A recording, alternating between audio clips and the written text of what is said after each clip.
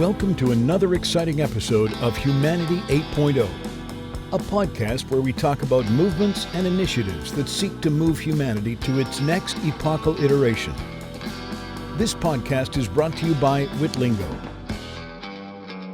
When it comes to managing a community, one of the keys to success is the ability to effectively communicate with the members of that community.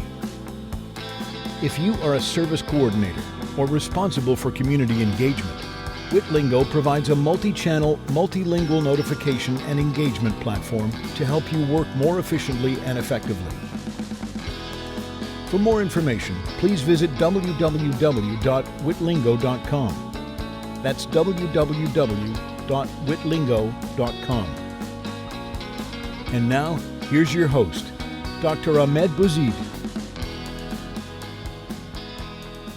Yeah, so you mentioned 9/11. I was here 9/11, and we were all here, obviously, and we saw what happened. And at the time, I did not have my citizenship. I was on green card, so I have fresh memories of 9/11, obviously of October 7th, and I can tell you this for a fact that I was able to publish my own, work, op-eds and all that in the Los Angeles Times, in the Washington Post, in the Philadelphia Inquirer.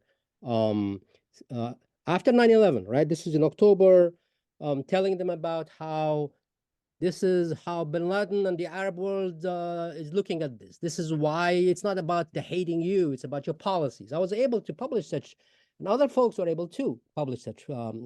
Even at 9/11, this is like a couple of months where people are still vibrating, right?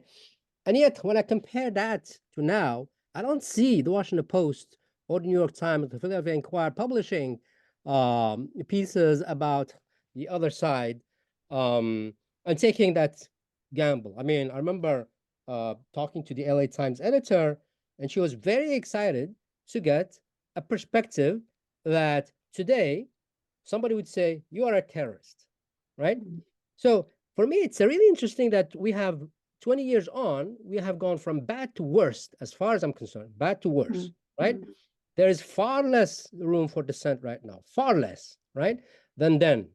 I mean, imagine 9/11, and people are writing things that somebody could say, you are a pro-terrorist, right? And nothing happened to me. I had the same experience as Ebrahim, right? I've never sensed anything. Nobody came to my home or messed with me or whatever. I was able to publish, but now people are afraid. And I think that it is, I don't think it has to do necessarily with or essentially about this anti-Semitism thing. I think it has to do with the cowarding of the whole of academia. They become cowards, right? They don't take stands. Now Yes. the irony is that institutions are taking stands, but professors are not taking stands. They're scared. They're scaredy cats, right? As far as I'm concerned, from my experience connecting with these people, they're very happy to talk about non-controversial issues. They will send you 1,000 words essays, but as soon as it becomes controversial, whether it's LGBTQ or whether it's this or it's racism, they don't want to have anything to do with it, right? Unless they were part of that program or that mission, right? So for me, my perspective comparing those two, I've seen a real weakening of the backbone of professors, and also, as you said, Tom,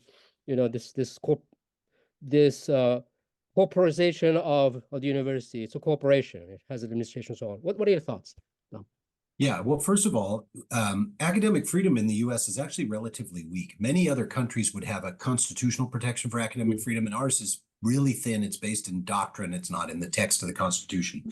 And that means that, periodically we suffer, even though in principle, AAUP says your collateral opinion, something you put on Twitter, you shouldn't be fired for.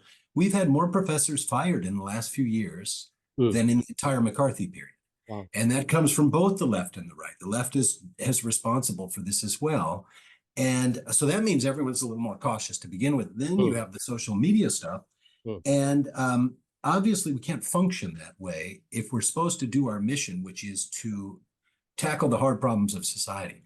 I have this sense, like if Fawzia and I were sitting together and talking about the 1950s and 1940s, we would disagree about a lot of stuff. But how can we have that? How can we have that conversation if each of us isn't willing to give our views? And so I'm a strong believer that we collectively have to get back to defining inquiry as the key mission of the university and protecting ourselves, because you can see these forces. Again, I think it's now well beyond the Israel stuff. It's coming, and we're vulnerable because we don't have the solid protection. So we have to get our houses in order. That's my rant, if I can put it that way. Makes sense. Makes sense. But something we haven't talked about, which I'd really like to bring into the picture, if you don't mind. I don't know, Ahmed, if you have something very specific, but I did want to add that we're skirting the issue of, it seems to me, because this has come up in this discussion. I think I heard Professor Moosa say, please correct me if I'm mishearing or misunderstanding you, but this idea of religion somehow being involved, right? I mean, in this particular scenario, and I think that's this is not about religion. I mean, what the universities, what academia, what all of these people going on witch hunts, people in the media, nobody is talking about this as honestly, this, if you're going to talk about the history, we have to talk about this being white settler colonial, going back to white settler colonialism. And when we take that out of the context, when we refuse to talk about how the state of Israel came to be created in the first place, and by whom, and by what mechanism, and what, it is very clear, it seems to me, and at least we should be able to debate that. That is not a debate. No, anybody wants to go, it's there, but people are painted, oh, this is not about colonial settlerism and so on. But of course, in my opinion, and in the opinion of many, many scholars, it very, very much is. I'm reading this amazing book, which I highly recommend, by Amitav Ghosh. It's his latest book called The Nutmeg's Curse, Parables for a Planet. It's a great book. I taught it. Yes, it's a great book. And I don't know if you'll agree with me, Professor Moosa, but in it, from the word go, from page 1, when you see what and how the Dutch colonists, what they were doing when they got to the Banda archipelago, and what they wanted to get from there, and how they wanted to get rid of the native populations, and how what they were doing there in the 1600s was precisely what was going on across the world in Connecticut against the Pequot tribe, and the strategies that were being used, the way, and this idea that everything has to be burnt down, burn the dwellings, burn the land. This is what Israel right now is doing in Gaza. I mean, with its, water, the crisis that it's creating, flooding the tunnels with salinated water. I mean, you are destroying the environment. You are destroying, this is all part, in other words, of destabilizing any native or indigenous population anywhere, wherever colonists have wanted to enter and take control of the territory for all of the riches of various things that the earth there contains for them. And this is precisely what has happened 75 years ago, 100 years ago in this region, and it is continuing to do so. I mean, don't you think that narrative is currently starting to take hold amongst the demonstrators? They're not thinking about religion, or they're not piggybacking on. They really are not reducing it, but they're actually framing it the right way, which is, hey, this is what the United States did, and what Canada did, and what Australia did. It's just these guys happen to be, 75 years later, and they still want to do it. And there yes, the framing. No, I think that is exactly right, Ahmed. I think I've been in at least like 4 or 5 marches since, the beginning of all this, since October, and most, by the way, organized by various Jewish peace groups like Jewish Voice for Peace, or Not in Our Name, and so on. And the last one that I went to was in support of the members, the leaders of the Jenin Freedom Theater, because while on the one hand the focus is on Gaza, what is escaping the same kind of notice or scrutiny is what has been happening and going on happening in the West Bank, in Ramallah, in Jenin, and so on. And these are cultural workers who have been kidnapped, put in prison, beaten, tortured. We don't know for how long they're going to be there. And this is all because the story of a colonized people fighting back against colonial narratives, right? Of them as savage, as not having a history, not having this, just being terrorists. Through their storytelling, they recreate Palestinian culture, Palestinian stories. And that is what the Israeli state narrative doesn't want. I mean, the state does not want. They don't want to hear that. They don't want anything that will humanize and historicize, right?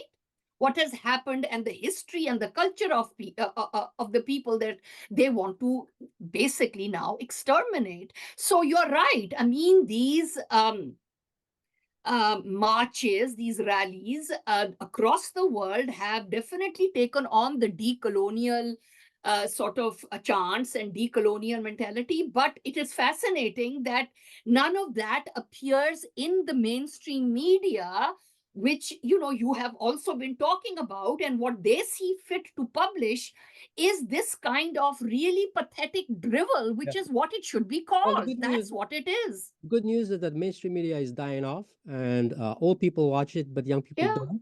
So I'm very optimistic along those lines. Yes. Professor, let me just can I ask you a question? Because we have 5 minutes, and I would love to hear your answer to this. Right? Here's the question, and tell me if you don't want to answer it. Why is the U.S. government behaving the way it is? Because if you rationally look at the situation, the Yemenis will stop bombing, the Lebanese will stop bombing, will stop bombing. I mean, those fronts will go quiet as soon as the United States says ceasefire, and as soon as the United States ceasefire, no matter what anyone else may tell you, the United States is the dog, and Israel is the tail. Okay, it's the dog that wags the tail. Anyone who tells me, I don't believe it, tells me the Israeli lobby has the United States in a stranglehold and they will do. That is not true. I don't believe. These are my assumptions. If you agree with those assumptions that the United States can, in fact, stop all of this with one phone call, and they don't, and they won't, why? And if you don't agree with the assumptions, maybe you can challenge them. Yeah, so I think that's an important question. I think what we misunderstand is that the United States is an imperial power, and it is acting imperially. And the person that you have in office right now Biden is fully steeped in those cultural biases and prejudices of culture. If one cannot see that there is a racial element running through there, that there's a civilizational issue running through there, billions of dollars for Ukraine because these are white people against a kind of a shade of white. The Russians have never really been seen as fully white. Russia always had a very deeply tragic and problematic relationship with Europe. Okay, sometimes the Russian elite can play white and they can pass for white, but otherwise Russia is too oriental. Okay, so I think what we need to admit, or at least I will make the case, that the United States and United States foreign policy is an imperial foreign policy, and it is deeply embedded in these civilizational wars. And I disagree with some of my colleagues here that in the civilizational issues, it is race, it is culture, it is history, and it is religion. It's the wrong religion, okay? Yes, and so of course. religion plays that role, and it is part of a much more complex mix. And therefore, there is no concern. And because for more than 2 decades, post 9/11 and before, some media outlets and some of our educational institutions have been feeding and continues to feed the world that who are the enemies. And the enemies are, so ISIS or it is Al-Qaeda. The public is not interested in the complex relationship the United States government had with Al-Qaeda before it turned against them, what it had done in Iraq and Afghanistan and so on. They're not interested in the human rights, a toll that they took there and the destruction of entire societies. So they've been fed on that diet. And suddenly it's very easy to pull a trigger in this country, a media trigger that associates all those things with what is happening in Gaza right now. It's that same old people. What is Macron when he go and kiss, Netanyahu's ring within days? His first reaction was that we need to put together a coalition against Hamas in the same way he did it against ISIS. All of them, from the Israeli president to Netanyahu to Biden to Macron, all of them talked about that this is a fight for civilization. This is a fight for, they are, on the other side, they are uncivilized people who deserve to be treated like human animals, that there are no innocent people in Gaza. All of them support Hamas, and therefore all of them have to be exterminated. If you cannot decode that language that is very explicit, it's not even coded, it is right in your face. If you cannot make meaning out of that the way I translated and understood it, then I don't know what more explicit you want, that this is a war that they have made is not. So what the kids in the street are talking about is about human rights. And this is a decolonial moment, as Professor Fawzia pointed out, that this moment has fallen in there. And therefore people are now rethinking, what have we done to indigenous people in Canada and North America and elsewhere? Or what are the rights of that? So they're making that kind of connection of indigeneity. But remember, in the mainstream media, who are the enemies? The enemies are feminist studies, all these kind of niche studies of Black studies and others that people have been complaining for a long time. But there was a long article in the Atlantic Monthly that talked about that what we're getting here, what's happening on college campuses, and the kids are turning against the mainstream, kids are turning against Washington, is because you have decolonial studies, you have post-colonial studies, you have deconstruction, and you have all these kind of, and they put it all under wokeism in order to give it a bad name, and hence college campuses have gone to hell. You are spending too much money in educating your kids at these fancy colleges. They're also only going to turn against you, and possibly they're going to bring home a son or daughter who's going to be Palestinian or Arab or somebody of that sort. Okay, that is so racism is a big thread that runs through this whole thing. In addition to the layers of complexity that we've unpacked here in the last hour. And I just wanted to add to what you said, the religious terminology, the biblical terminology by Netanyahu of Amalek, right? Yes, exactly. What's all that about? So, of course, you're absolutely right. I mean, it reminds what is happening, because I'm a professor of literature and I have taught for many, many years, Heart of Darkness by Joseph Conrad. And I keep going back to that novella. It is unbelievable. Everything that he laid out, which is a symptology of colonialism. It is, you could just lift and bring it into our present day context. The idea of civilization and savagery, the idea of the contrast between areas of light and areas of darkness. In his days, it's Africa. Today, the area of darkness are, the brown Muslim people in Gaza and so on. So, and the way he justifies, or at least his hero justifies it, right, Marlowe, is that, we have to have an idea. We have to have and the light is the light that the missionaries go and they bring the word of Christ out to these poor heathen barbarians, who are stomping on the grounds there and there. And this is exactly the same thing, the same imagery over and over again. So what I don't understand is that, I think you and I, Professor Moosa, and people like, we have done our jobs, because in a way, the students that we have been teaching, they are woke in the best sense of the word. They have taken a lot of them have learned those lessons. They are applying them to an analysis of contemporary issues. And that is what is scaring the hell out of the powers that be. That is what I see happening. And I don't think it's going to last. I am quite optimistic. Yeah, sorry. So just to wrap up, let me share a thought with you, having heard you guys speak so eloquently, which is the following. Okay, what is, again, I'll go back to the metaphor of the dog and the tail, right? Is culture being used by these forces cynically? All right, is it the tail, or is it the cultural thing that is actually making Biden act the way that he is? For example, when 9/11 happened, they said it's about folks hating our values, right? I mean, I think that was bought by most people who are not educated in the ways of the real world, meaning they just know the Arabs are these dirty folks and Muslims are radical. They don't know much, right? But the folks who were using it cynically, I believe, right?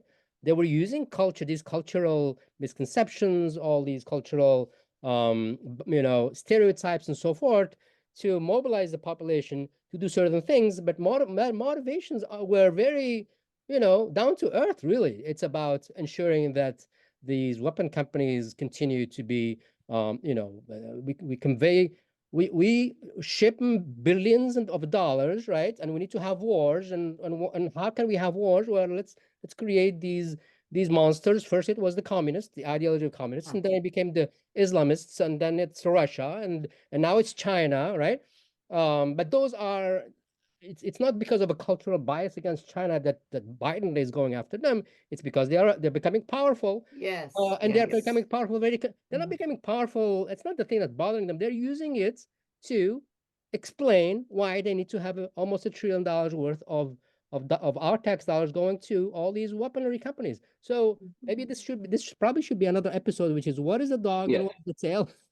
Ahmed, I don't think it is cynical. I think they truly believe this.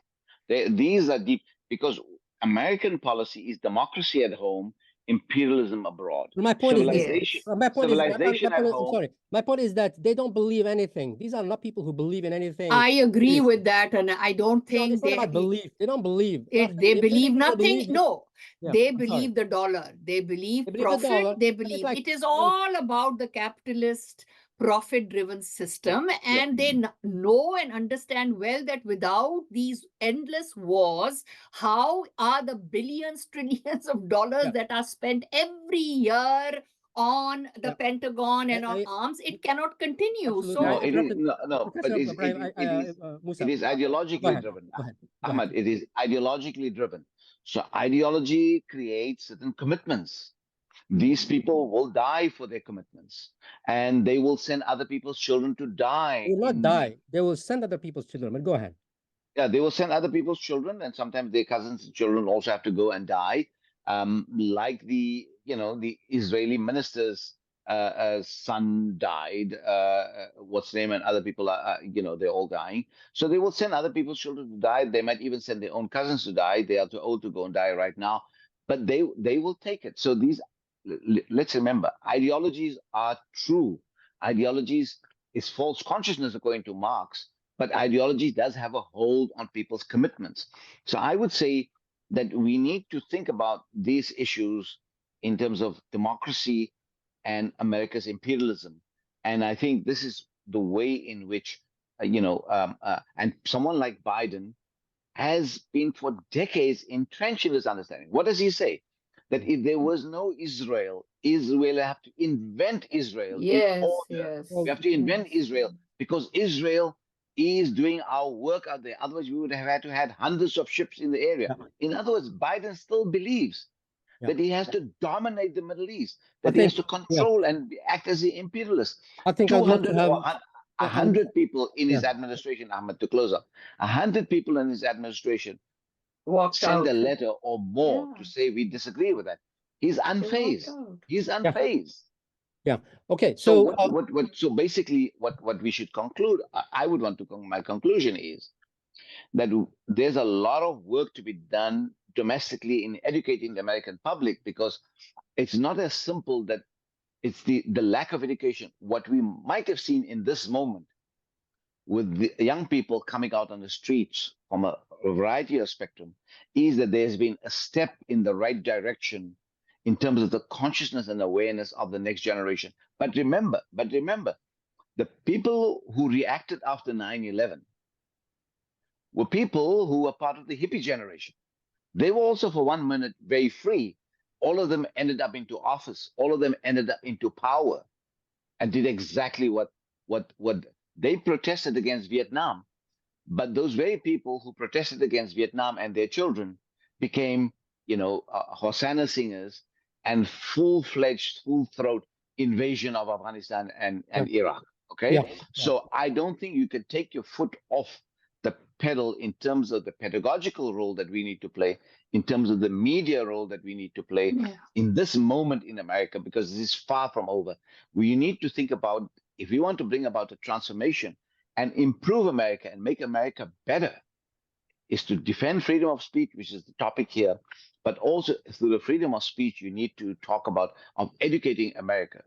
That large sector of this country might very well vote for and bring back into power a crazy man who is very unpredictable. Okay. That So means that this country is still not educated. It's still not civilized. I think we should have another conversation, because I don't have a lot of stock for education, to be honest with you. Right. I've seen a lot of educated people be cowards. I've seen a lot of educated people who know what the right thing to do and they don't do it.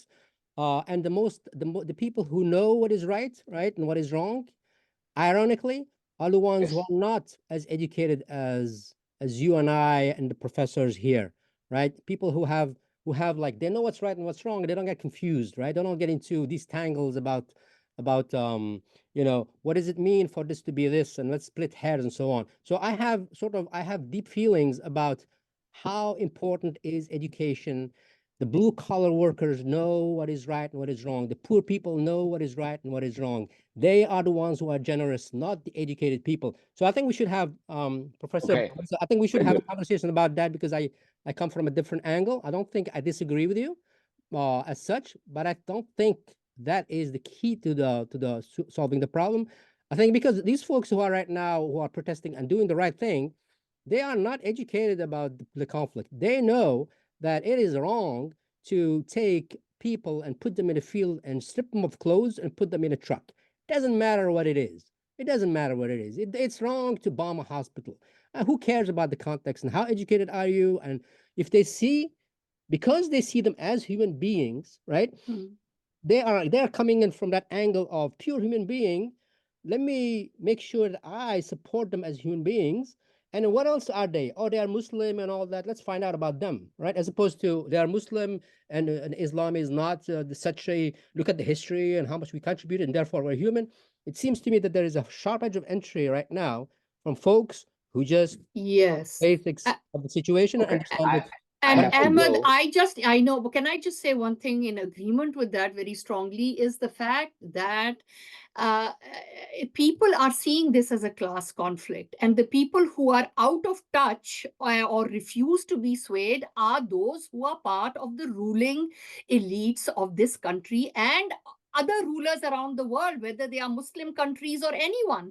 They know that this is because people who are rising up, the millions that are out from one corner of the world to another, out on the streets protesting every single day, they know in the words that you are saying, they know what the reality is, they know what the struggle is, they can connect student debt, they can connect the fact that they don't have that's food, the context. all of that is the context. They can see it.